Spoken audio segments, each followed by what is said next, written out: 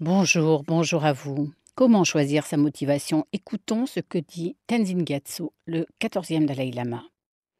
Tout changement commence par le souhait d'engendrer la motivation d'agir pour le bien des êtres.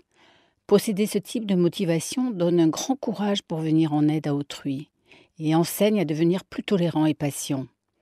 Nous apprenons à discipliner notre esprit, les émotions conflictuelles perdent de leur puissance et cela aide à agir de manière la plus juste possible. Et cela rend les choses plus faciles. Une motivation bienveillante génère des actions, paroles et pensées de même nature et préserve de l'orgueil, de la jalousie, de la colère et de la haine.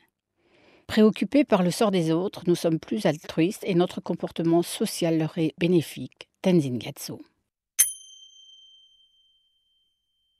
Asseyez-vous confortablement comme vous avez appris à le faire, respirez profondément quelques minutes, fermez les yeux.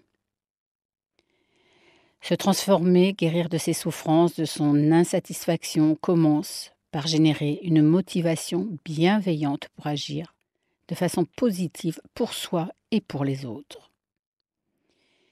Vos motivations reflètent votre personnalité, elles sont influencées par votre éducation, elles orientent votre énergie, vos actions. Vos motivations induisent vos objectifs. Observez votre motivation dans le moment. La bonne nouvelle est que vous pouvez agir sur elle plus facilement et plus durablement que sur des causes extérieures puisqu'elle dépend entièrement ou beaucoup de vous. Une motivation juste, c'est une pensée, une action juste. Si vous en prenez conscience, vous orientez vos choix et votre existence selon ce qui vous importe vraiment. Aussi, dès que vous y pensez maintenant mais aussi à tout moment de la journée, examinez attentivement avant de parler, d'agir, de méditer. Ce que sont vos intentions. Commencez par dresser un état des lieux de ce que sont vos intentions. Observez-les, toujours avec bienveillance et toujours sans les juger, afin d'étudier simplement leurs caractéristiques et entrer en contact amical avec leur énergie. Questionnez-vous sur ce qu'elles sont, sur les actions qu'elles vous induisent à faire. Visualisez les conséquences de votre attitude pour vous et votre entourage. La peine que vous allez peut-être causer, les souffrances inutiles qui peuvent en découler. Songez-y en détail. Si vous souhaitez maintenant transformer une émotion négative en son contraire, visualisez-la sous l'apparence d'une perle de couleur brun foncé, opaque, presque noire, de quelques centimètres, 3 centimètres maximum.